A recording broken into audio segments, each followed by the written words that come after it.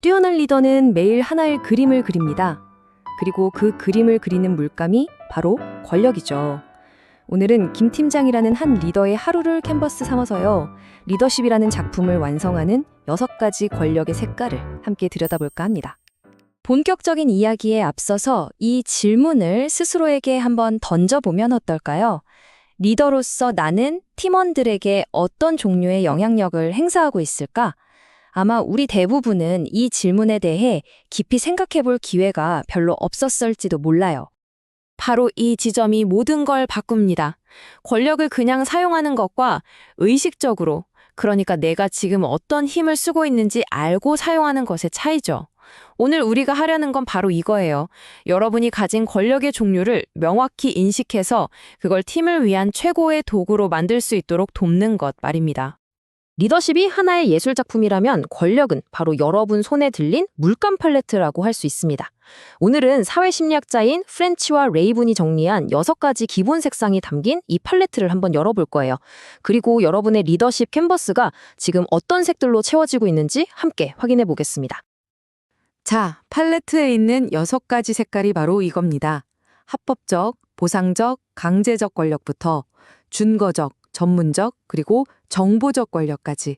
이 표를 앞으로 펼쳐질 김 팀장 이야기의 일종의 지도라고 생각하시면 편해요. 이제 이 색깔들이 실제 현장에서 어떻게 섞이고 사용되는지 한번 주의 깊게 따라가 보시죠. 자, 이제 무대의 막이 오릅니다. 주인공은 바로 김 팀장. 우리는 그녀의 하루를 아침부터 저녁까지 함께 하면서요. 앞서 본 6가지 색깔의 물감이 그녀의 손에서 어떻게 팀이라는 그림을 완성해 나가는지 바로 옆에서 지켜볼 겁니다. 모든 리더의 팔레트에 기본으로 주어지는 첫 번째 색깔, 바로 합법적 권력입니다. 이건 뭐랄까, 개인의 능력이 아니라 팀장이라는 직함, 즉 조직이 부여한 공식적인 권한에서 나오는 힘이죠. 가장 기본적이지만 모든 권력의 출발점이 되는 색이라고 할 수 있겠습니다. 김 팀장의 하루는 이렇게 시작됩니다. 명확한 지시와 방향 설정. 이게 그냥 일을 시킨다는 차원이 아니에요. 팀이라는 배가 어디로 가야 할지 알려주는 선장의 역할, 즉 합법적 권력을 통해서 팀원들에게 안정감과 예측 가능성을 주는 거죠. 모든 것의 시작입니다. 다음 색깔은 팔레트에서 가장 밝고 긍정적인 색이라고 할 수 있는 보상적 권력입니다. 이건 단순히 상을 주는 능력이 아니에요. 우리 팀이 어떤 행동과 결과를 가치 있게 여기는지를 보여주는 아주 강력한 신호이자 긍정적인 문화를 만드는 핵심 도구입니다. 여기에서 정말 흥미로운 점은요, 이 보상이 박 대리 한 사람에게서 끝나지 않는다는 겁니다. 김 팀장은 박 대리의 성과를 공개적으로 인정함으로써 팀 전체에 우리는 이런 노력을 인정하고 보상한다는 매우 강력한 메시지를 보내고 있는 거죠. 이게 바로 보상적 권력의 진짜 힘입니다. 이번엔 정보적 권력입니다. 리더는 필연적으로 정보의 흐름 중심에 서게 되잖아요.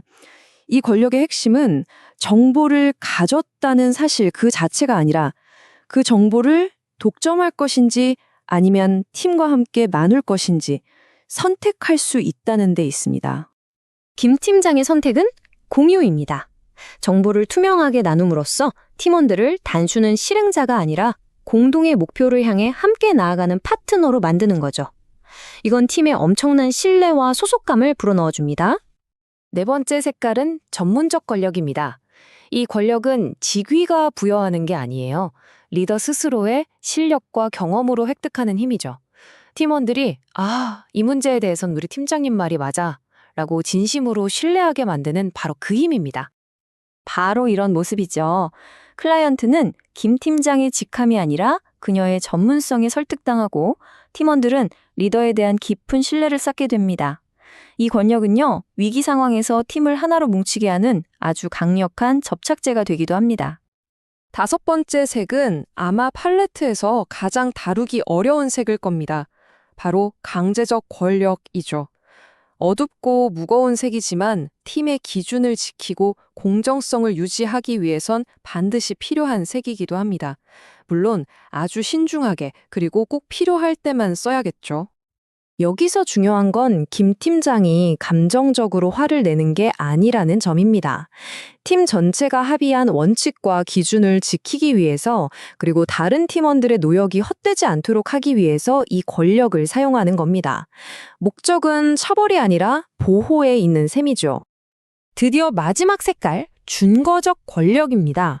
이 권력은 리더의 직함이나 실력이 아닌 그 사람 자체의 인격과 매력에서 나옵니다. 팀원들이 리더를 인간적으로 좋아하고 따르고 싶게 만드는 가장 강력하면서도 부드러운 힘이라고 할 수 있어요.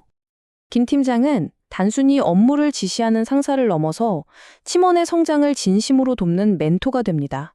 이렇게 쌓인 인간적인 유대감은 다른 어떤 권력으로도 만들어낼 수 없는 자발적인 헌신과 로열티를 이끌어냅니다. 자, 지금까지 6가지 색깔을 하나씩 살펴봤습니다. 하지만 정말 중요한 이야기는 지금부터입니다.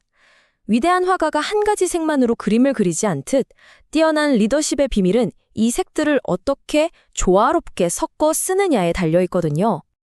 다시 김 팀장의 하루를 돌아볼까요? 그녀의 하루는 이 모든 권력이 어우러진 하나의 완성된 그림과 같았습니다. 상황과 상대에 따라서 가장 적절한 색을 꺼내어 캔버스를 채워나갔죠. 그것이 바로 리더십이라는 예술입니다. 여러분의 리더십 캔버스는 어떤 모습인가요? 왼쪽처럼 강제적 권력 하나만 사용해서 두려움과 원망으로 가득 찬 흑백 그림인가요? 아니면 오른쪽처럼 다양한 색을 조화롭게 사용해서 신뢰와 동기부여가 넘치는 컬러풀한 작품인가요? 이 슬라이드는 리더가 매일 마주하는 선택의 결과를 아주 극명하게 보여줍니다. 결국 오늘 이야기의 핵심은 이겁니다. 훌륭한 리더십은 어떤 권력을 가졌는지가 아니라 가진 권력들을 얼마나 섬세하게 조합해서 팀이라는 하나의 명작을 만들어내는 예술가가 되느냐에 달려있다는 것. 그것이 바로 우리가 지향해야 할 리더의 모습입니다. 자, 이제 다시 여러분의 팔레트를 들여다볼 시간입니다. 오늘 함께 본 6가지 색깔 중에서 여러분의 리더십 캔버스에 유독 부족한 색은 무엇인가요? 혹은 너무 한 가지 색으로만 그림을 그리고 있진 않았나요? 내일부터 어떤 새로운 색을 더해볼지 잠시 고민해보는 것만으로도 여러분의 리더십은 이미 한 단계 더 성장하고 있을 겁니다.